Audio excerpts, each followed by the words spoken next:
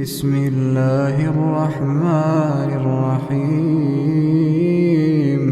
هل أتاك حديث الغاشية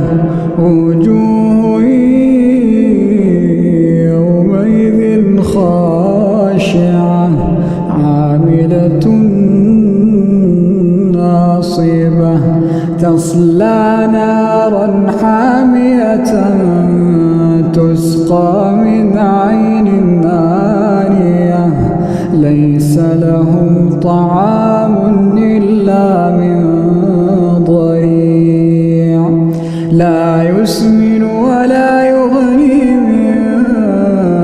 جوع وجوه يومئذ ناعمة لسعيها في جنة عالية لا تسمع فيها لاغية فيها عين جارية فيها سرر مرفوعة وأكواب موضوعة ونمارق مصفوفة